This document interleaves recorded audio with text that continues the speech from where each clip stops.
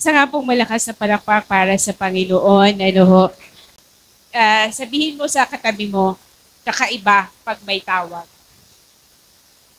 Ano ho, kakaiba po talaga ang isa hong lingkod ng Panginoon na alam niya talaga kung ano yung tawag niya, kung saan siya inilalagay ho ng Diyos. Na kahit pa ano pong mga challenges, ano pa hong mga difficulties na maranasan, ano po, ito yung natutunan ko ngayong linggo, our mission never stop. Kahit na po, humaharap po tayo sa ano pong mga challenges ng buhay. Kahit ano pa hong dilim ng buhay, kahit ano pang hirap ang pinagdadaanan, our mission never stop. Kung alam mong tinawag ka at yan ang pinapagawa ng Diyos, tatayuan po natin. Amen po? So ngayon pong hapon ay puntahan po natin ang Acts 25. So sa Acts 24, nakita po natin, si Paul po ay nilitis po sa harapan po ni Governor Felix. At dinelay ni Governor Felix ang pagtatrial kay Paul. It took Paul 2 years para po siya ay, siya ho ay nakulong ng 2 taon. Okay? 2 taon po siya na natili sa kulungan. Dahil nga po, itong si Governor Felix hindi ho makapag-decide. Ngayon po, tingnan ho natin kung ano po ang nangyari sa kanya. Grabe ho, no? Nung nakaraan, tinakal po natin yung tapang po ni Paul. Sabi niya, I strive always. Sabi niya, nagsusumikap ako na ang aking konsensya ay laging malinis sa harapan ng tao at sa harapan ng Diyos. Yan ho tayo, no? Kaya sabi ho natin, whether mag-isa lang tayo, when no one sees us, kamusta ho tayo as a follower of Jesus Christ? Ano po? Pag wala na hong nakatingin ho sa atin, kamusta po ang bawat isa sa atin? Nagagawa ho ba natin ng maayos ang ating paglalakbay, ang ating journey as Christians? Ano po? Kahit po tayo na lang. Yan po yun eh. Kaya po si Paul, wala ko siyang kinatatakutan. Wala siyang pinangingilagan. Kasi sure siya sa sarili niya eh. Na malinis ho yung konsensya niya po at wala siyang ginagawang hindi tama. Kaya po ngayong hapon, ituloy po natin. Sabi po sa Acts 25. So verse 1, dumating si Festo sa lalawigang pangangasiwaan niya at pagkaraan ng 3 araw, pumunta siya sa Jerusalem mula sa Caesarea. Lumapit sa kanya ang mga punong pari at mga pinuno ng mga Hudyo at idinulog ang kanilang reklamo laban kay Pablo. Minsan ho, naitanong nyo na ba, ano ba problema nitong mga Hudyo kay Pablo? Bakit ho sila galit na galit? Diba? Siguro pakikita ho natin, dahil po si Pablo, diba, nakita ho natin yung kanyang background. Nung una, pinapapatay niya ang mga Christians. Talagang galit na galit ho siya sa mga Christians. Yun yung trabaho niya. At okay doon ang mga Hudyo sa ginagawa niyang yun. Kaya lang, meron nung nangyari. Diba? Kinausap po siya ng Diyos. Naging Christian po si Pablo. At ngayon po, siya po ay kumilala ho sa Panginoon at nangangaral ho siya sa mga hentil. Yun ang ayaw ng mga Hudyo. Kasi ang mga Hudyo galito sa Gentiles. Kaya para sa kanila, ayaw na nila kay Pablo, galit na sila kay Pablo, kaya gusto nilang ipapatay. Ipakulong ho si Pablo.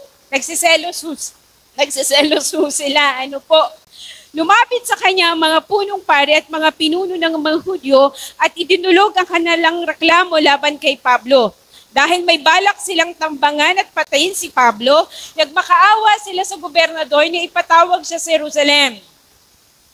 Sumagot si Festo, si Pablo ay nakabilanggo sa Caesarea at babalik ako roon sa madaling panahon. Pasamahin ninyo sa akin ang inyong mga pinuno kung totoong may pagkakamali siya, saka ninyo siya isakdal. Nagpalipas pa si Festo ng 8 o 10 araw sa Jerusalem, saka bumalik sa Caesarea. Kinabukasan, upo siya sa hukuman at nag-utos na iharap sa kanya si Pablo. Pagdating ni Pablo, pinaligiran siya ng mga Hudyong galing sa Jerusalem. Naghanap sila ng maraming mabibigat na paratang laban sa kanya. Ngunit hindi nila mapatunayan ang mga iyon. Sinabi ni Pablo bilang pagtangtang sarili, wala akong ginawang labag sa kautusan ng mga Hudyo nilaban sa templo o sa emperador. Nais ni Festo na pagbigyan ng mga Hudyo, kaya tinanong niya si Pablo, nais mo bang pumunta sa Jerusalem upang doon ka litisin? Sumagot si Pablo, narito ako sa harap ng hukuman ng emperador. Dito ako dapat litisin. Wala akong nagawang pagkakasala sa mga Hudyo at iyan ay nalalaman ninyo. Kung ako ay lumabag sa batas o nakagawa ng anumang bagay na dapat parusahan ng kamatayan, wala akong tutol, mamatay. Grabe, no? If I have done something wrong, sabi ni Pablo, kung ako ay nakagawa ng isang pagkakamali na pwedeng maghantong sa kamatayan, grabe, sabi niya, kung ako ay lumabag sa batas o nakagawa ng anumang bagay na dapat parusahan ng kamatayan, wala akong tutol, mamatay. Grabe yung tapang ni Pablo, no? Kung kailangan kong mamatay dahil nagkamali ako, okay lang sa akin. Kaya lang, ngunit kung walang katotohanan ng mga paratang nila sa akin, hindi ako dapat ibigay sa kanila. Dudulog ako sa emperador. Sumangguni si Festo sa kanyang mga tagapayo at pagkatapos ay sinabi, sapagkat gusto mong dumulog sa emperador ka pumunta. Okay. Diba? Did you remember yung tinuro po ni Walter? Sabi ho niya, diba wala siyang kasama, kundi sabi niya, ang presensya ng Panginoon ang aking kasama. Kung paano po, sabi ho ng Panginoon sa kanya, kung paano nagpatotoo ka sa Jerusalem, ganun din ang gagawin mo sa bayan ng Roma, sa Rome. Ito ho ay, mamaya ho, ito ho ay katuparan ng pangako ho ng Diyos sa kanya. Titingnan ho natin yan mamaya. Makalipas ang ilang araw, dumating sa Caesarea at si Haring Agripa at si Bernice upang bumati kay Festo. Nang matagal-tagal na sila roon, isinalaysay ni Festo sa hari ang tungkol kay Pablo. Sinabi ni Festo kay Haring Agripa, si Felix ay may iniwan ditong isang bilanggo. Okay?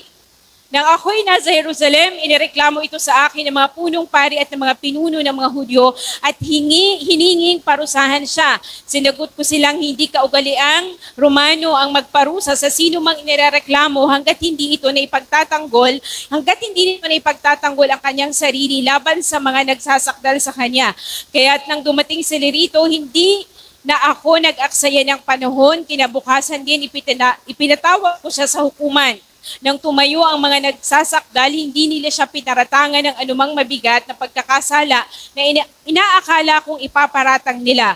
Ang tangi nilang pinagtatalunan ay tungkol sa kanilang relihiyon at sa isang tao na ang pangalay ni Jesus. Patay na ang taong ito, ngunit ipinipilit naman ni Pablo na siya'y buhay. So ang mga Hudyo po ay hindi naniniwala sa resurrection ng Panginoong Jesus. Kaya galit na galit po sila kay Pablo kasi si Pablo po ang itinuturo niya ay muling nabuhay ang Panginoon at yun yung pag-asa na tinitingnan natin bilang mga mananampalataya. Pero ang mga Hudyo, hindi ho naniniwala doon. Kaya gusto ho nilang ipapatay si Pablo kasi naniniwala sila na kung ano-ano hong tinuturo ho ni Pablo. Hindi ko malaman kung ano ang gagawin sa bagay ni ito. Kaya't tinanong ko si Pablo kung nais niyang sa Jerusalem siya litisin. Ngunit tumutol siya at hiniling na ipaubaya sa emperador. Sino pong emperador ng Roma this time?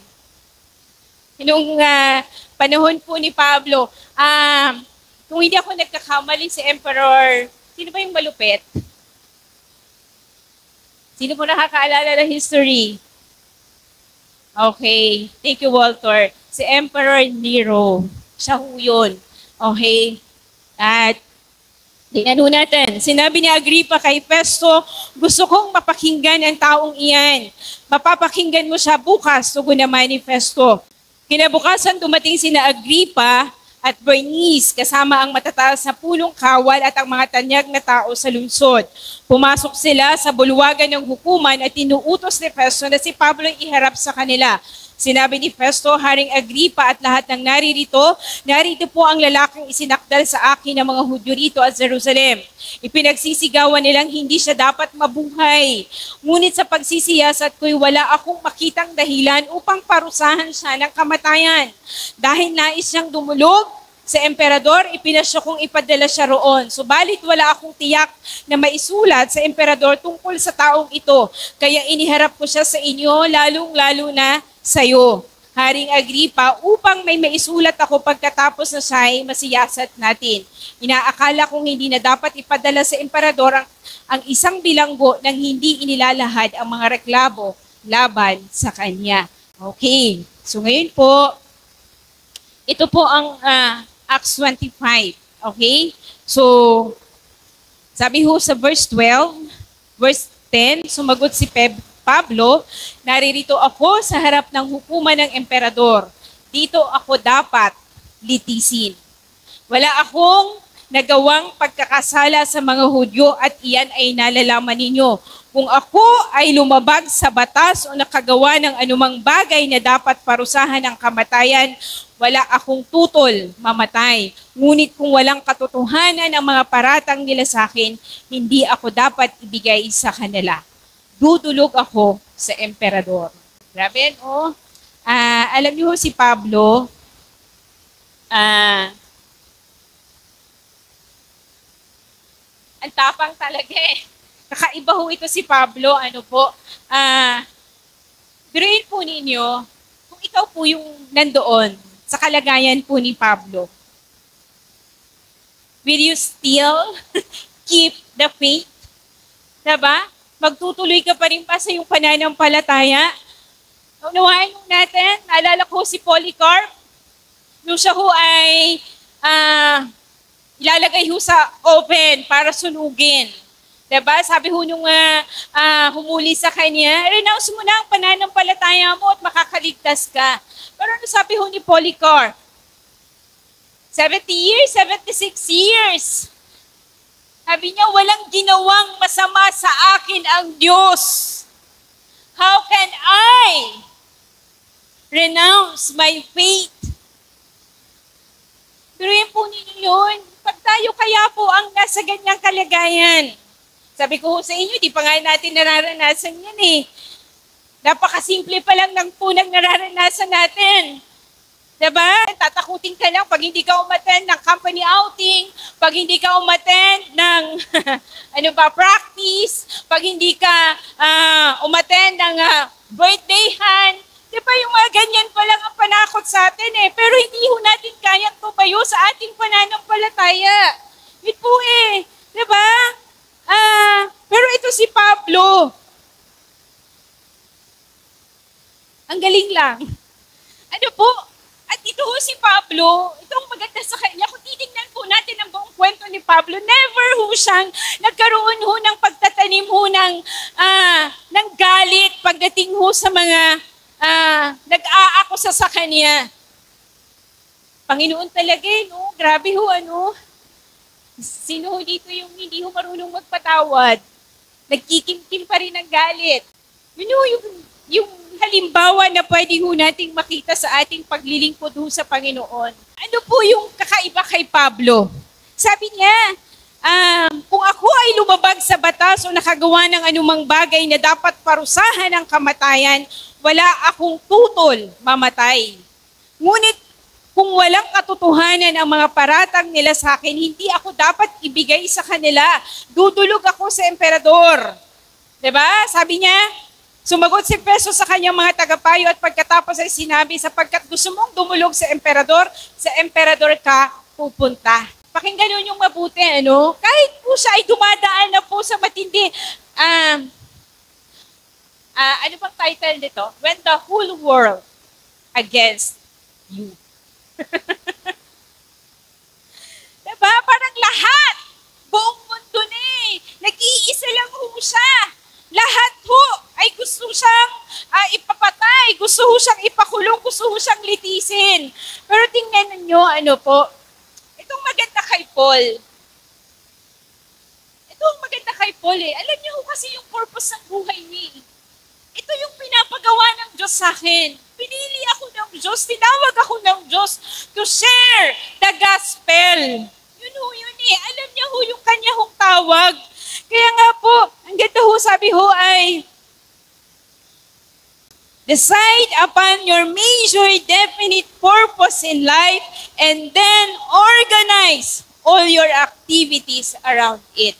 Alam niyo ho, kapag ho, ito ho yun kapag alam niyo ho yung tawag ninyo, doon ho kayo mag-ooperate sa tawag ninyo. Lahat ng gagawin mo nakalinya sa iyong panawagan. Naunawaan po natin, lahat ng desisyon, lahat ng pagpili natin, lahat ng gagawin natin sa buhay, nakalinya ho doon sa iyong panawagan kung ano ho yung purpose na binigay ho sa inyo ng Diyos. Kaya itong si Pablo, kahit po mag-isa lang siya, kahit po lahat ng tao gusto siyang ipapatay, ang tapang pa rin. Kahit mamatay ako. Ito pinapagawa sa akin ng Diyos to share the gospel. Di ba si Governor Felix nga, sinera niya Unawaan ninyo? Di ba sinabi niya, yung muling pagkabuhay po ng Panginoon?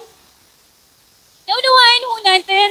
Kaya ho, kamusta ho ang bawat isa ho sa atin? Kamusta ho ang atin hong tawag sa harapan ho ng Diyos? Bakit ho ako paulit-ulit sa ating panawagan? Kasi ito ho yung bagay na magbibigay ho sa atin ng direksyon. May mga times na mawawala ka may mga times na maliligaw ka sa buhay. Pero kung alam mo yung tawag mo, dumaan ka sa mga ganung bagay, may babalikan ka. Kaya dapat po alam po natin, unawaan po natin, yung kaninang nag-testify, alam niya, tinawag siya ng Diyos sa tayuan ng coffee corner Unawaan po ninyo. Kala niyo ho, simple lang mo yan, pero grabe niluluhod talaga sa Panginoon. Hindi siya pumapayag na hindi ho siya magkaroon ng income. Kasi, Lord, meron akong bagay na kailangan pong gawin every Sunday.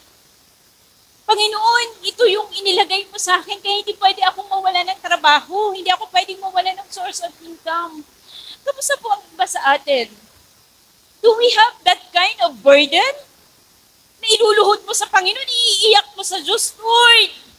Mahapag ka sa akin, magbukas ka ng oportunidad kasi yung tawag ko, pag hindi ka nagbukas ng oportunidad, maapektuhan. Hello?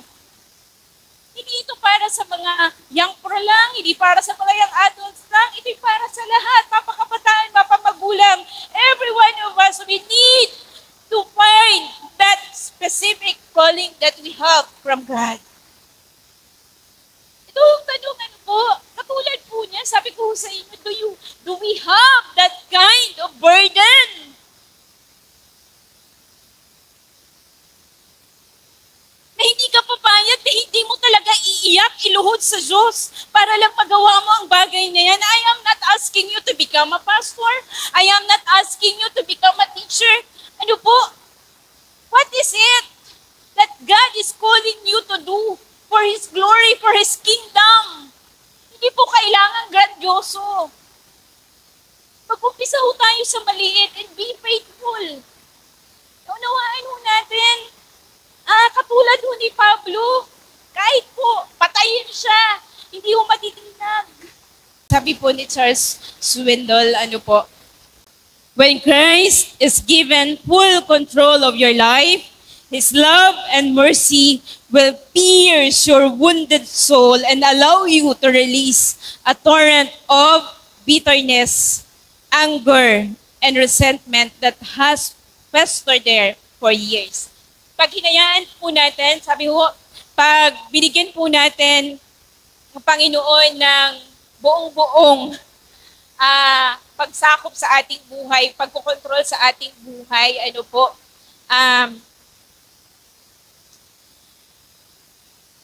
yung mga nararanasan po natin, galit, bitterness, hindi po yung may mga ganyan, aalisin mo ng Diyos yan. Katulad po ni Pablo, sabi ko sa inyo, hindi siya nagkaroon ng maling damdamin sa mga taong umaakasya sa kanya. Naunawain ho natin, lagi lang ho nating balikan yung ginawa ho ng Panginoong Jesus sa krus. Sabi mo nga sa katabi mo, lagi mo lang balikan ang ginawa ng Panginoong Jesus sa krus. Ano ho? Ang ganda ho nung awit natin kanina, ano? Ano nga yun?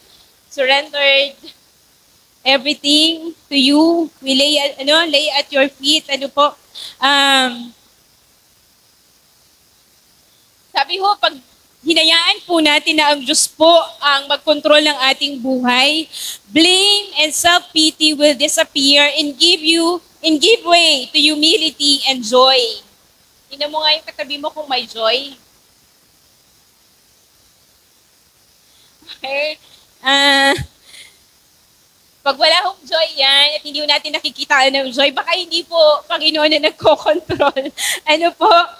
Blame and self-pity will disappear and give way to humility and joy. Diba? Yung pag hinayaan po ang Diyos ang mag-control ng buhay mo, kahit pa'y nakikita kang hindi maayos, hindi ka sisi ng sisi. Diba? Ikaw kasi. Ano ho? Wala hong ganun. Sabi ho ay, like it did for Paul, it will begin at the foot of the cross. True transformation starts there. Ang totoong pagbabago ng buhay ay nandoon po sa pagsusuko po ng ating buhay sa Panginoon. Kapag hindi ho tayo nagsusuko ng buhay, kapag hindi ho natin sinurrender ang buhay ho natin sa Panginoon ng buong buo, wala hong pagbabago na mangyayari ho sa atin. Naunawain ho natin, kaya po napakahalaga po na tayo po ay lagi ho na nandun ho yung puso ho natin na lagi ho nagpapasakop ho sa Panginoon. Sabi ho sa Philippians 1:12-14. Okay, ito ho si Pablo. Ito ho yung kanyang purpose talaga. Ito ho yung kanyang tawag. Now I want you to know, brothers and sisters, that what has happened to me has actually served to advance the gospel. As a result, it has become clear throughout the whole palace guard and to everyone else that I am in chains for Christ. And because of my chains, most of the brothers and sisters have become confident in the Lord and dare all the more to proclaim the gospel without fear. Dahil sa kanyang pagkakakulong, di ba?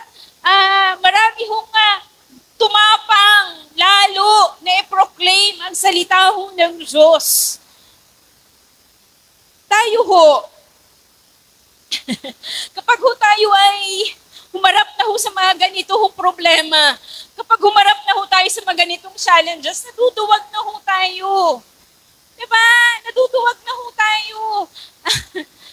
Problema ho sa atin at unang-una ho nating, nakakalungkot ho sa atin eh. Hindi ho natin kayang tayuan ang ating pananampalataya. Pag tayo ay mag-isa na lang. Diba? Kapag tinakot ka na, ay di ka na mag-aaral. Hindi na kita bibigyan ng baon, bahala ka na sa buhay mo. Diba? Ganyan. Ito ho, kay Paul, diba sabi ho niya, gusto ho ni Preso ibalik ko sa Jerusalem eh. Sabi niya, hindi. Dito, naharap ako sa emperador. Ano po? At niloob ho ng Diyos na mangyari po yung kahilingan po niya. Naunawain ho natin, kaya ho, nung nasa kulungan siya for 2 years, tagal niya ho nagantay. Sa lahat pa naman ng ayaw natin, nag-aantay. Diba, yun ho ang ayaw natin magantay. Pero sabi ho sa Isaiah 40 verse 31, but they who wait for the Lord shall renew their strength. They shall mount up with wings like eagles. They shall run and not be weary. They shall walk and not faint. Ang Hebrew word for wait is kava. Q-A-V-A-H. Okay? Pag sinabi ho nating wait ay Ang ibig sabihin po, to meet with, to be joined with, to endure, to look for, to expect, to hope, and to trust. Okay? Kava. Kaya pag hindi ka nag-antay sa Panginoon, ano mangyayari sa'yo? Kabahan ka na. Okay? Kakabahan ka. So, yan kaya po si Paul, nag-antay siya sa pagkilos ng Panginoon eh. Grabe yung ginawa ng Panginoon sa kanya. Okay? So ano makikita natin dito? Sa kwento ni Paul, nung humarap naman po siya kay Festus, kay Festo. Sabi niya, naririto ako sa harap ng hukuman ng emperador. Dito ako dapat litisin. Tapang niya, Wala akong nagawang pagkakasala sa mga Hudyo at iyan ay nalalaman ninyo. Kung ako ay lumabag sa batas o nakagawa ng anumang bagay na dapat parusahan ng kamatayan, wala akong tutol mamatay. Ngunit kung walang katotohanan ng mga paratang nila sa akin, hindi ako dapat ibigay sa kanila. Grabe, Ano po makikita natin kay Pablo? Ano pong karakter ni Pablo ang makikita natin? Kung paano siya humarap ng buong tapang sa mga taong ito, sa mga lumiliti sa kanya, dito natin makikita that Paul was a determined follower of God. Sobra siyang, talaga seryoso at determinado sa kanya pagsunod sa Panginoon. Hindi ito yung susunod ka kasi maaluan. Hindi susunod ka kasi, ang ayos ng lahat ng nangyayari, hindi ganito yun yung pagsunod ni Paul. Kasi tingnan niyo naman yung nangyari sa kanya. Gusto siyang ipahuli, gusto siyang ipapatay. Ikinulong siya. Pero nakita natin kung paano siya sobra ng determinado, Panginoon. Kahit mamatay ako, hanggang kamatayan, susunod ako sa iyo. Kamusta po ang bawat isa sa atin? Pag sinabi natin determination, it is firmness of purpose and decision being resolved not to change it. Meron siyang paninindigan. Ito yung panawagan ko, ito yung purpose ng buhay ko at hindi ko ito papaguhin. Ang problema sa atin kapag hindi ito yung pagsunod, sabi ko sa inyo na parang ngayon feel mong sumunod. Sa isang araw hindi ko feel sumunod. Hindi ganun matindi yung pagsunod ni Pablo. Ito yung example na kailangan natin makita sa buhay ni Pablo. Sabi niya, kung ako ay lumabag sa batas o nakagawa ng anumang bagay na dahil dito'y dapat akong parusahan ng kamatayan, hindi ako tututol. Grabe, Panginoon, kahit patayin nila ako dito, susunod ako sa iyo. Yan tayo. Dapat makita natin sa buhay ni Pablo. Kasi dinesisyon niya sarili niya. Ito yung purpose ko. Ito yung gagawin ko sa buhay ko. Susunod ako sa Panginoon hanggang kamatayan. Hanggang saan ang inyong katapatan sa inyong pagsunod sa Panginoon? Yun yung tanong sa atin, hanggang saan yung pagiging faithful natin sa ating pagsunod sa Diyos? Hanggang kailan mo gagawin yung ministry mo sa Panginoon? Yun yung tanong sa atin Kaya nga ulitin ko po, decide upon your major definite purpose in life and then organize all your activities around it. Kasi ngayon ang bababaw na ng commitment natin Yun ang problema sa atin May kaya ka naman gawin sa loob ng church, ba't hindi mo ginagawa? Sabihin mo sa katabi mo, ang ganda na lang ba ang pagsunod mo? Diba, a-attend ka, uuwi, a-attend ulit, uuwi. Salamat sa Panginoon, ma-attend ka, pero yung tanong sa atin sobra siyang pagdating sa pagsunod, pagdating sa pagiging Kristiyano, hindi ito yung Kristiyano na sa pang isang linggo lang o pang isang buwan lang. After ng isang buwan, di ka na ulit makita. Diba? Yan Kaya sabi sa inyo, ang galing ni Pablo Hindi tumitigil ang kanya misyon kahit po siya ay dumadaan na ho sa matinding pagsubok ng buhay. Kahit po papatayin na siya, hindi po tumitigil ang kanyang misyon. Hanggang saan po ang ating, kaya sabi ko sa inyo, our mission never stops. Kahit po humarap tayo sa mga challenges ng buhay, hindi dapat tumitigil ang ating misyon, ang ating panawagan sa Diyos. Hindi ho natin itinitigil ang ating paglilingkod, paninilbihan po sa Panginoon. Di ba yung mga matatanda natin, ayaw na hong mag-serve sa church. Bakit? Si Caleb nga 70 years old.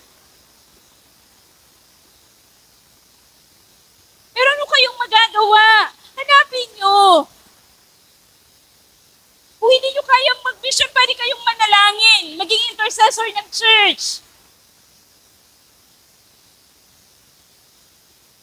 Gano'n tayo kaseryoso sa ating pagsunod sa Panginoon? Yun ang tanong sa atin, mga kabataan. How serious you are in following Jesus Christ? Yun ang tanong sa atin Gano'n tayo kaseryoso pagdating sa ating pagsunod? Katulad ni Pablo, hindi siya nagpasirok-sirok sa kanyang pananampalataya, sa kanyang paninilbihan sa Diyos. Nung siya ay tinawag ng Diyos, lahat na ng pagsubok, lahat na ng problema naranasan niya, pero tumuloy pa rin siya sa Panginoon. Naunawaan natin. Yung mga kabataan natin, kamusta ang devotion time ninyo?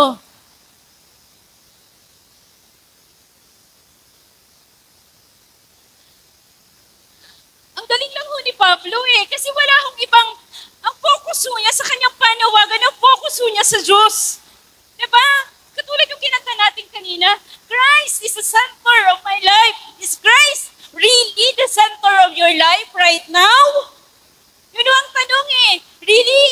Totoo po ba talaga na ang Panginoon po ang sentro ng, ang Panginoon po ang sentro ng buhay po ninyo?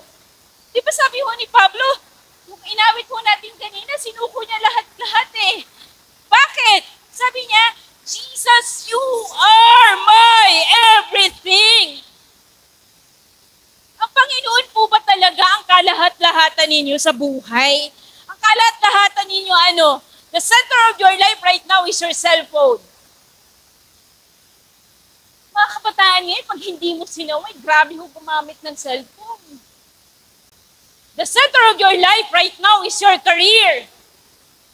Hindi mo maiiwan Hindi ka makapagsakripisyo para sa relasyon mo sa Panginoon, para lumago ka sa Panginoon. Yun ang problema sa atin. Si Pablo po, Christ is the center of his life. Kaya ganun siya sa kanyang pagsunod sa Panginoon, sa kanyang panawagan, yun yung sentro ng buhay niya Ano pong sentro ng buhay natin ngayon? Makikita natin yan sa ating mga desisyon, sa ating mga pagpili. Meron ka namang pwedeng gawin sa church, hindi ka naninilbihan, hindi ka naglilingkod. Sino ang sentro ng buhay natin ngayon? Boyfriend mo? Girlfriend mo? Pag nawala yan, wala ka na rin? Sino ang sentro ng buhay natin ngayon? Negosyo natin, hanap buhay natin. All your life, all your resources, all your strength, dun mo na binubuhos, and you forgot the main thing. Kaya decide upon your life kung ano po yung purpose. Panginoon, saan mo ba ako nilalagay? Ganun si Pablo He is a determined follower of God. Sabi ni Charles Swindoll, not a trace of anxiety can be found in his words. No impatience, no bitterness. Actually, it's what he doesn't say that's so remarkable. He could have reminded them of the God-appointed apostleship. Diba? Pwede niyang ipaalala sa mga yun ito. Diba? Ibang klase ang pagtawag kay Pablo. Ibang klase ang kanyang pagkakilala sa Panginoon, pero wala siyang ganon.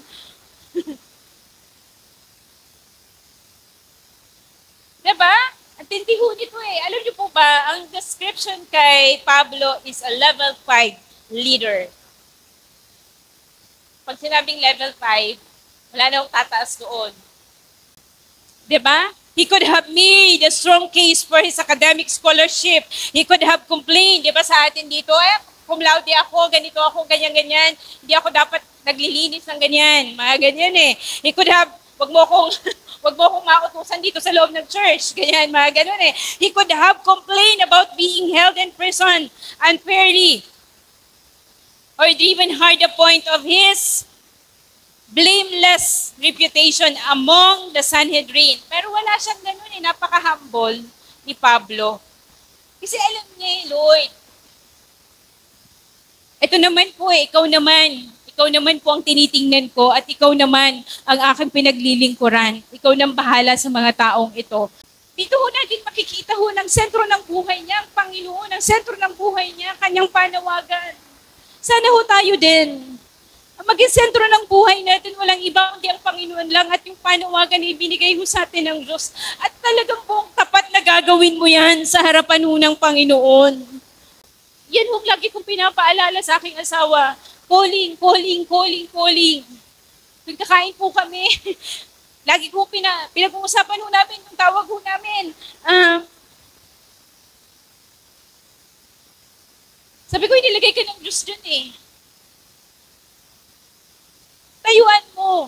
Unawain mo natin kahit maghirap ka, kahit mawala sa iyo lahat, mapagkatiwalaan ka lang. Magtiwala ka sa Panginoon, mag-antay ka sa pagkilos ho ng Diyos, kasi pikilos at kikilos ho ang Diyos. Kaya sa lahat sa bawat isa ho sa atin, magtiwala po kayo sa Panginoon, mag-antay kayo sa pagkilos ho ng Panginoon. Imposible hindi ho kikilos ang Diyos sa buhay ninyo. Just be faithful in doing the call that God has given you. Just be faithful. Maging tapat lang po kayo. Kung paano ho si Paul nagpagagaling? Dahil yun ang tawag niya, kung saan tayo tinawag ho ng Diyos, magpakagaling din po tayo doon. Kasi pagsamba ho natin yan sa Panginoon, pagsunod ho natin sa Panginoon yan, naunawaan ho natin. Grabe yung disiplina ni Paul. Sabihin natin, discipline. He was a disciplined follower of God. Grabe ho. Hindi ho nagdisiplina ni Pablo. For 2 years po na siya ay nasa kulungan, wala po siyang ginawa kundi magpalalim ho sa Diyos. Ito ho yung pagkakataon na talagang sinolo niya po ang Panginoon. Kaya po, di ba, ang dami niyang nasulat na libro, ang dami niyang nasulat na aklat, sa loob ng kulungan, kasi talagang sinolo niya ho ang Panginoon. Do we have that time? Pakinggan ho nating mabuti. Meron po ba tayong time na ganyan? Sabi ho ang ganda ho ng sinabi ho ni Charles Swindoll, may mga panahon daw po sa buhay ho natin. Okay, pakinggan ho nating mabuti. May mga panahon sa buhay natin, syempre ang alam ho natin spiritual discipline ay mag-devotion, mag-pray, mag-worship, magbasa ho ng salita ho ng Diyos. Yan po yung alam ho nating spiritual discipline. Pero minsan po, may mga inaalaw ho ang Diyos sa atin na unexpected forms of discipline. Okay. Katulad ng nangyari kay Paul. Diba? Ang tindi ho na nangyari ho sa kanya eh. Ang tanong, paano ho tayo magre-response, sa mga storms? Kasi grabe ho yung pinagdaanan niya sa buhay. Ang tanong ho sa atin, kapag dumaan ho ba tayo sa mga ganitong problema, do we still keep our faith? Mananatili pa rin po ba tayo sa ating pananampalataya? Magiging tapat pa rin po ba tayo sa Panginoon? Paano kapag wala ka na hong maibayad sa mga utang-utang mo, ang negosyo mo nalugi na, nawala na sa'yo lahat, will you still be faithful sa iyong pananampalataya? Yun po yung tanong, sabi po ni A.W. Tozer.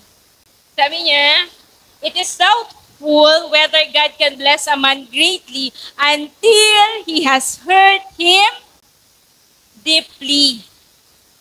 Okay, God actually rises up storms of conflict in relationships at times in order to accomplish that deeper work in our character. We cannot love our enemies in our own strength. This is graduate level grace. Are you willing to enter this school? Are you willing to take the test? If you pass, you can expect to be elevated to a new level in the kingdom. For He brings us through this test as preparation for greater use in the kingdom. You must pass the test first. So every time mo dumadaan ho tayo sa mga difficulties, sa mga pain, sa mga challenges, ano daw po? Sabi niya, God actually rises up storms of conflict in relationships at times in order to accomplish the deeper work in our character. It is doubtful whether God can bless a man greatly until he has hurt him deeply. Kailangan nun natin pagdaanan yan. Alam nyo, minsan, yung mga disiplina sa atin na nangyayari, hindi naman dahil makasalanan ka. Hindi naman ho laging ganun. Minsan po, inaalaw ho ng Diyos yan sa buhay natin para ho ihanda to transform us, to refine us, to purify our heart for a greater work. Naunawaan mo natin? Kasi gagamitin ka ng Diyos sa isang malakihang gawain ho ng Panginoon. Kaya ho, sabihin mo sa katabi mo, welcome mo lang ang mga unexpected discipline. Diba? Sabi nga po ni Pastor Michael kanina dun sa tinuro niya, sa Philippians 1:6, I am confident of this very thing that He who began a good work in you will perfect it until the day of Christ Jesus. Kung ano po yung magandang pinasimulan ho sa atin ng Diyos, siya po ay tapat para lubusin po ito sa atin. Tandaan natin, diba? Ito yung mga naranasan ho ni Paul. False accusations, unfair exploitation, ongoing uncertainty. Lahat ho yan eh. Pero sabi ho, God initiates some disciplines and He will be faithful to accomplish His divine purpose within believers. Nevertheless, we have a stake in the process of transformation. We may choose how to respond. We can resist His discipline by fighting our circumstances. We can ignore His lessons through destructive coping, or we can submit to His leading by trusting Him. Magtitiwala ka ba sa Panginoon? Kahit medyo hindi mo na ho nakikita ho yung liwanag sa mga nangyayari mo, will you still trust God? Ano po? Sana ho, patuloy ho nating pagtiwalaan ho ang Diyos. Sabi mo sa katabi mo, patuloy mong pagtiwalaan ang Panginoon. Sobrang galing ho ni Pablo, he was a disciplined follower of God. Kasi sa gitna ho ng mga ito, hindi ho nag-falter yung faith niya eh. Hindi ho siya nagbago sa Panginoon. Hindi ho siya tumalikod ho sa Diyos. Hindi niya ho kinalimutan ho ang Diyos. Hindi ho siya tumingin sa iba. Tanging sa Panginoon lang ho siya nakatingin. Naunawaan po natin. Diba? Kaya po sabi niya, ito yung kanyang kay Festo, diba? Sumangguni si Festo sa kanyang mga tagapayo. Sabi niya, at pagkatapos ay sinabi, sapagkat gusto mong dumulog sa emperador ka pumunta. Grabe, no? Ito ho yung katuparan ng pangako ho ng Diyos sa kanya. Acts 23 verse 11. Kasi pinayagan siya na hindi bumalik sa Jerusalem at sa Roma ho siya litisin.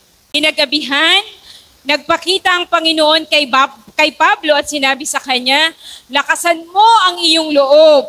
Kung paanong nagpapatotoo ka tungkol sa akin dito sa Jerusalem, kailangang magpatotoo ka sa Roma. Diba sabi ho ni Festo sa kanya, bumalik ka na sa Jerusalem, ibabalik kita doon kita lilitisin. Pero tumanggi ho si Pablo, sabi niya hindi, dudulog ako sa emperador. Sabi niya ganito, sabi niya, okay, nais ni Festo na pagbigyan ng mga Hudyo, kaya tinanong niya si Pablo, nais mo bang pumunta sa Jerusalem upang doon kita litisin? Sumagot si Pablo, naririto ako sa harap ng hukuman ng emperador, dito ako dapat litisin. Grabe, no? Dito nyo ko lilitisin sa Roma. At ano hong nangyayari? Sapagkat gusto mong dumulog sa emperador ka, pumunta. Diba sabi ho ng Panginoon sa Acts 23 verse 11, "The Lord stood by him and said, 'Take courage, for as you have testified to the facts about me in Jerusalem, so you must testify also in Rome.'" Grabe, no? All the way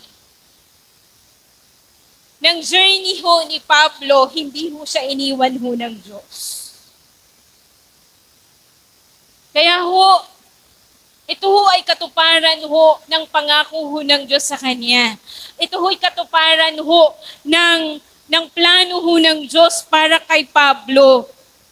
Kaya po, katugunan po ito dun sa gustong mangyari ho ng Diyos. Kaya ang tapang niya, kasi naalala niya yung pangako ng Diyos na yan eh. The following night, the Lord stood near Paul and said, "Take courage. Maging matapang ka, hindi kita iiwanan, hindi kita pababayaan. Andito ako. Kahit lahat ayaw laban sa'yo, may isa nakakampi mo. Walang iba, kundi ang Panginoon." Kaya po, hanggang dulo, hindi po tumalikod si Pablo sa Panginoon. Kahit po tinatakot siyang patayin, kahit sabihin siyang patayin, wala hong siyang pakialam. Kasi nakatingin lang po siya sa Panginoon at sa kanyang tawag.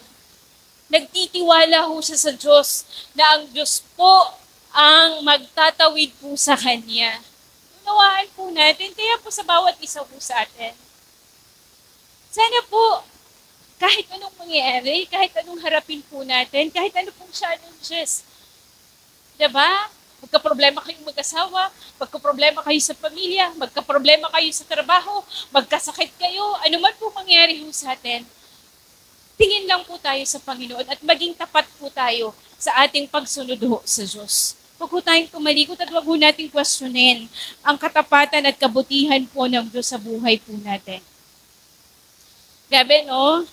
Ito ho si Pablo, Acts 9:15-16.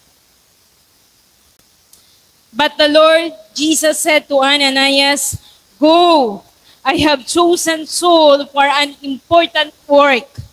I want him to tell other nations, the rulers, and the people of Israel about me. I will show him all he must suffer for me.'" Papakita sa inyo ng Panginoon kung ano yung mga mararanasan yung hirap sa kanyang pangalan. Tutuloy pa ba tayo? Yan ho si Paul. Yan ho yung example na pwede ho nating tularan sa ating paglilingkod ho sa Panginoon. Alam nyo, every time ho na may solitude, grabe ho yung panalangin ko po pagdating ho sa Lord, tumawag ka ng mga lingkod na katulad po ni Paul na mananatiling tapat sa kanilang tawag hanggang kamatayan. Na kahit ano pong maranasan, mananatili po na nagtatapat po sa inyo. Na Lord, pag namatay po kami ng mga seniors dito po, senior pastors po, meron pong magpapatuloy ng gawain, na handa pong ibigay ang lahat para po sa panawagan at para sa Panginoon. Yun yung lagi kong pinapanalangin, at makita ho ng bawat isa ang panawagan po at gawin po ninyo. Huwag po kayong matakot like Paul. Hindi ho siya natakot na humakbang na sumunod at gawin po ng buong tapang yung panawagan na ibinigay ho ng Diyos sa kanya. Grabe ho yung pagsunod niya sa Panginoon. Grabe ho yung disiplina niya. Pagdating ho sa kanyang pananampalataya. Kaya po para kay Paul, ito lang po talaga yung kanyang hiningi, yung kanyang buhay. Philippians 3 verse 10. "All I want is to know Christ and the power that raised Him from death. I want to share in His sufferings and be like Him even in His death." I want to know Christ, yes, to know the power of His resurrection and the participation in His sufferings, becoming like Him in His death. Diba? Ito si Pablo. Tanggap ko niya eh. Lord, kahit sa sufferings, Panginoon, sana ganyan din tayo bilang mananampalataya ng Diyos. Na kahit po, ano pong iharap po sa atin, ano hong bagyo, ano hong challenges ng buhay ang iba to sa atin, mananatili ho tayong nagtatapat ho sa Panginoon. Nananatili tayong nagtatapat sa pagsunod, sa paglilingkod ho sa Panginoon. Ano po? At ito po yung hamon ho sa atin bilang mga mananampalataya. Are you determined follower of Christ like Paul? Are you disciplined follower of Christ like Paul? Kamusta ho ang devotion ho ninyo? Ano na ho yung mga kanta nyo sa Panginoon? Ano na ho yung mga awitin nyo sa Panginoon ngayon? Ano po? Kamusta ho ang ating lakad ho sa Panginoon? Gaano ho tayo kaseryoso sa ating paninilbihan po sa Panginoon? Ano po? Wala hong problema man na maging masipag ho kayo sa ministry, pero wag niyong kakalimutan yung pinakamahalaga. Katulad po ni Paul nung nasa prison cell po siya, na-spend niya ho yung time na masolo niya ho ang Diyos. Kaya sana ho sa bawat isa ho sa atin, kaya po ang tapang ni Paul eh, kaya ho ganun ho siya eh. Kasi grabe talaga yung kalapitan niya sa Panginoon eh. Grabe ho yung kalapitan ho, araw-araw ho. Kaya po kamusta po ang bawat isa ho sa atin? Kamusta ho ang inyong kalapitan ho sa Diyos? Lapit ho natin sa ating kalapitan ninyo sa social media. Ang lapit-lapit, mga kabataan. Ano po? Sana ho yung mga kabataan natin, itawid po talaga ng Panginoon. At nakaka-alarm. Nakaka-alarma ang mga kabataan po natin. Kaya nga, sabi ni Love nung Tuesday, ang burden daw niya at iniiyak niya sa Panginoon kasi kung meron daw pong susunod sa kanila ay next generation, ang next po natin. Sabi niya, sana yung mga next po natin, maalagaan po namin. Tama ho siya eh. Kayo po yung mga ate at kuya ng next generation. Sana ho, yung buhay ninyo ay maging magandang example para sa mga kabataan pong ito. Yung journey ninyo sa Panginoon, sana yun ho ang mabaon nila sa kanilang pagsunod ho sa Panginoon. Kaya ho yung mga young adults natin, ang laki ng hamon sa inyo. Okay, tingnan nyo yung mga kabataan, ang daming youth. Yan ho yung inyong aalagaan eh, dadalhin ho sa Panginoon. Ang daming kabataan, ang daming youth ngayon. Kapag humaharap ho kayo sa challenges sa buhay, katulad ho ni Pablo, nung nasa prison cell po siya, sa Panginoon ho siya umiiyak. Sa Panginoon ho siya nagsasabi. Sa Panginoon po siya nagrarant. Sa Panginoon po siya nagsusumbong. Sana tayo din. Every time na mayroon ho tayong mga journey, mga lakbayin ng puso na kailangan po nating iiyak po sa Diyos. Sabihin mo sa Panginoon, huwag mong i-broad to social media. Huwag mo sabihin sa kapitbahay. Sabihin mo sa Panginoon. At tingnan mo kung paano kumilos ang Panginoon sa buhay mo, sa pinagdadaanan mo. Naunawaan po natin, ipaalam po natin sa Panginoon. Ang problema po sa atin, yung mga kabataan po natin, masyadong emo.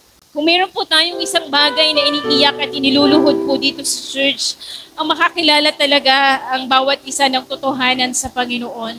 Kasi kung mayroon pong isang bagay, ano po na inilalaban po natin, ang makakilala po talaga ang bawat isa sa Panginoon. Maging seryoso po tayo sa ating pagsunod sa Panginoon. Maging totoo po tayo sa ating pagsunod sa Panginoon. Naunawaan po natin at ang pagsunod na hinihingi ho ng Diyos, hindi lang po sa panahon na maayos ka, hindi po sa panahon na maalwan ang lahat para sa iyo, kahit sa panahon na nahihirapan ka, kahit sa panahon na nasa dilim ka, kahit sa panahon na mag-isa ka na lang, sumunod ka sa Panginoon ng buong katapatan. Naunawaan po natin, yan po yung isang bagay na lagi ko pong ipinapanalangin para po sa atin. At tandaan po natin, linawin po natin yung ating panawagan. Decide. Ano po? Find and decide. Ano pong panawagan ang binibigay po ng Diyos sa inyo. At gawin po natin ang buong katapatan hanggang kamatayan. Huwag po kayong mawawalan po ng pag-asa. Huwag po kayong panghihinaan ng loob. Kahit po mahirapan po tayo, magtiwala lang po tayo sa Panginoon. At ang Panginoon po, Philippians 1:6, kung ano po ang mabuting bagay na sinimulan ng Diyos para sa atin, sa itapat, para lubusin po ang lahat ng ito. Naunawaan po natin. May inawit po ang music team sa Pulang Pato kanina. At naalala ko ulit yung ating lakbayin sa panahon po ito. Bakit po si Pablo? Kahit po sa kabila po ng mga naranasan niya sa buhay, still, naging matapang, tinayuan, hindi po tumalikod sa Diyos, hindi po natinag. Siya po'y naging matagumpay. Dahil po yun, kanino? Dahil po sa Panginoon. Tayo pong lahat ay tumayo.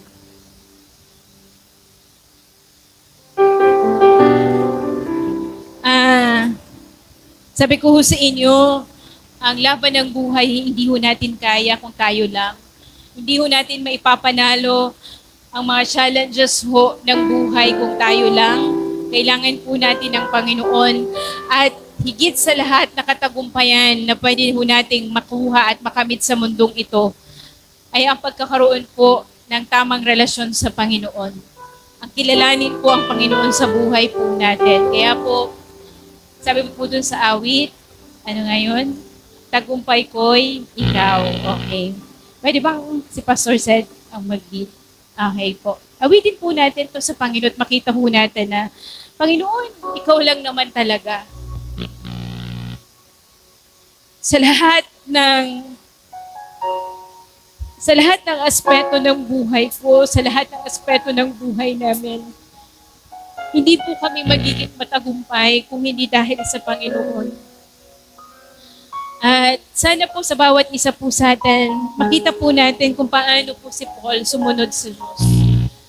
Kung paano siya kadeterminado at kadisiplinado bilang tagasunod ng Panginoon.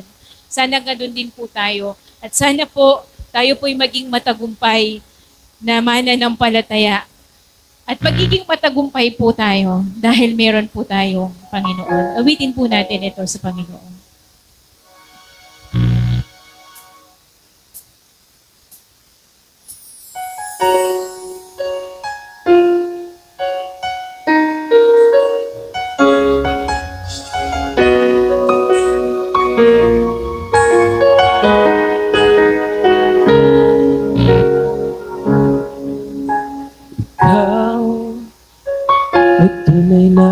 Tapat sa iyong pangako.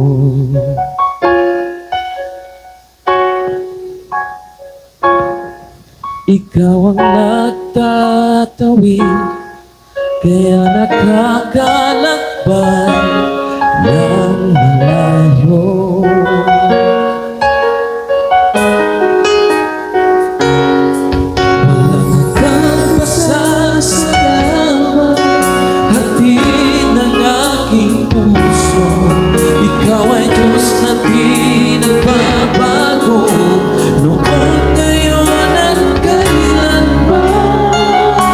Tagumpay ko ay ikaw, Jesus.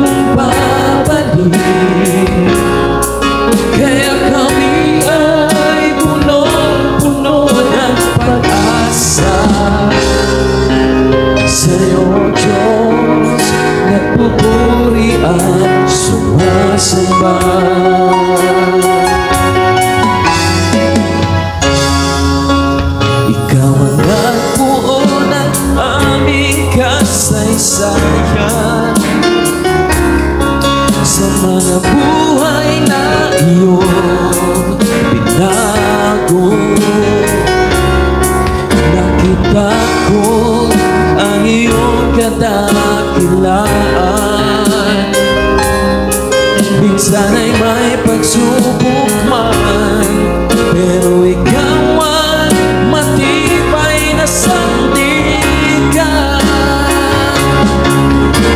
Kami ay tagumpay dahil buhay ka, Panginoon Jesus.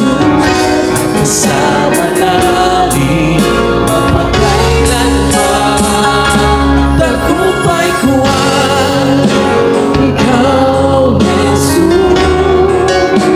Di ka na napili, nakabago sa krus. Ikaw ay namatay, hindi bilang muli na buhay.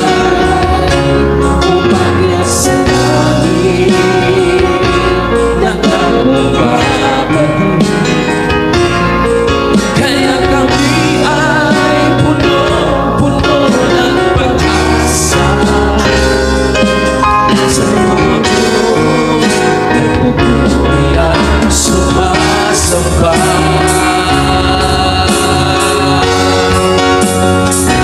Sa bawat sakripisyo at panalangin, bawat luha ng mata at damdamin ay maging ando ng papuri at pagsamba. Para lamang sa iyo, Panginoong Jesus, na siyang katuparan ng aming pangarapin. Tagumpay ko ay ikaw, Jesus. Di ka na natili, nakapago sa krus. Ikaw ay namatay, inilibing at muli na buhay. Umakyat sa langit, nagkakumbabalik. Kaya kami ay puno-puno ng pag-asa. Sa iyo, Diyos, nagpupuri at sumasamba.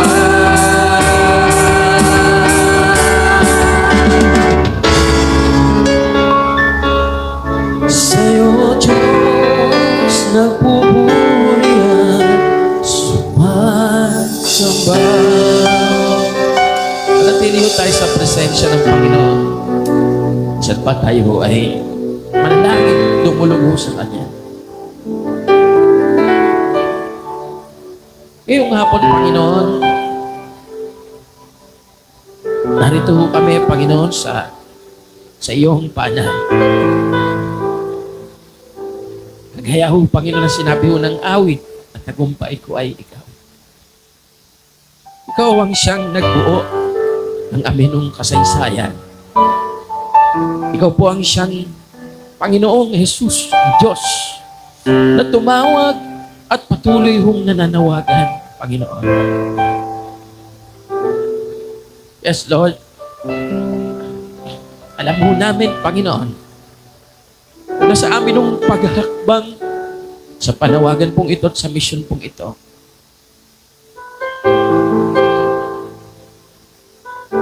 hindi niyo kami tinawag maging komportable, Panginoon.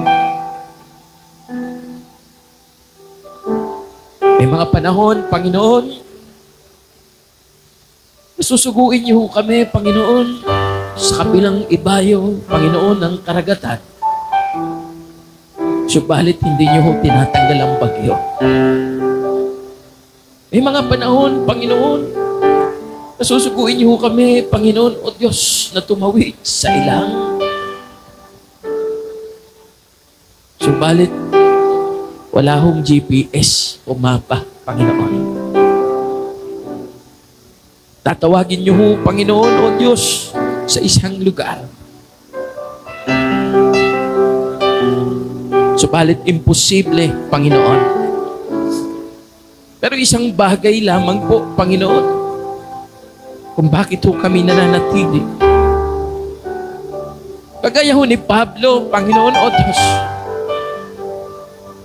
na lahat po, Panginoon, ay salungat ho sa Kanya. Hindi niyo ho kami tinawag upang mag-preach o maghatid ng mensahe na kung saan ay makakapagpaganda ng kalooban ng sino mang nakikinig. Na maganda sa paningin, maganda sa pandinig, Panginoon o Diyos. Kundi tinawag niyo ho kami, Panginoon, na maghayag po ng katotohanan. At hindi ho lahat ng tao ay matutuwa. But one night, the Lord stood beside Paul. Yung gabi, Panginoon, na ang Panginoon ay tumayo sa tabi ni Pablo at sinabi, magpakatatag ka, manatili ka. Kung paano kita tinawag sa Jerusalem, it's the same thing. Ganon din kita tatawagin sa Roma. Hindi pa ho tapos ang laban, Panginoon. Kaya wala ho kaming dahilan sabihin sa iyo na tapos na kami. Kayo naman. Hanggat may buhay, Panginoon, narito kami nakatayo. At isang araw, Panginoon, o Diyos, kami po, Panginoon, ay nananampalataya na ang bawat sakripisyo, bawat panalangin, bawat luha ng mata at damdamin, sabi ho ng awit, ito po'y magiging anyo ng papuri at pagsamba. At isisigaw po namin, Panginoong Yesus, Ikaw ang aming tagumpay. Buhayin niyo ang aming mga panawagan. Tawagin niyo ang mga natutuwag, Panginoon. At paunawa ho sa kanila na hindi ho ito tungkol sa iyong kakayahan. Hindi ito tungkol sa iyong pangarap. It's about your calling. It's about your mission. It's about you, Jesus. Ikaw lamang po, Panginoon. Maraming salamat po, Panginoon, sa iyong mensahe. Ngayon pong hapon. And we are praying for the Avenue Village for the next 25 years. Lord, sa bawat mga outreaches, sa bawat mga pastor, sa bawat mga manggagawa, ministry partners and ministry mga workers, Panginoon o Diyos. Pagpalain niyo ho, Panginoon, ang kanilang mga buhay. Kita niyo ho, Panginoon, sa simpleng tinapay, Panginoon, kung panahon nagsasakripisyo ang isa hong tinawag mo. It's not about the coffee corner, Lord. Kundi, Panginoon, yung buhay na yung hinuhubog sa kanyang pagtugon, O Diyos. Sa simpleng tinapay at kape, meron kahong buhay na hinuhubog. Salamat po, Panginoon, O Diyos. Gamitin niyo po ang aming simpleng buhay, Panginoon, upang maipakilala ka sa iba sapagkat yun po ang amin hong tawag. Salamat po, Panginoon, dahil higit po sa lahat, ang pinakadakilang dapat at amin pong nararanasan, Panginoon o Diyos, ay ang iyong presensya. Yung pong andyan ka sa aming tabi at sabihin mo po sa amin, magpakatatag ka. The Lord is with you. The Lord is here and He is saying, be strong. Be courageous. Sapagkat hindi pa tapos ang laban. Salamat po, Panginoon. Binabalik po namin sa iyo ang papuri. Lahat po ng pagsambat, pagdakil at pasasalamat ay binabalik po namin sa iyo, Panginoong Jesus. Ng Biblia, dami pong pinupurit sinasamba. Amen and amen. Maraming salamat po sa mensahe ng Panginoon na inihatid sa atin ng ating minamahal na Senior Pastor, Reverend Life Coach Rosel Vega Manalo. Village, let us take and continue to dwell on the lessons we learned this afternoon. And in our homes, let's create opportunities in reading our Bible and spend more time in prayer. May we all have a journey filled with the warmth of His love and the guidance of His wisdom. For current updates and official announcements, as well as those of inspiration and motivation, be sure to swing by the Avenues Facebook page. We also extend a warm invitation to connect with us. So if you have any prayer requests or counseling needs, feel free to reach out by the Avenues official group chat. Ito pong mali si Ira Arellano. At ako naman po si Rich Vega, and Village, we'll see you again next Sunday only here at The Avenue Village.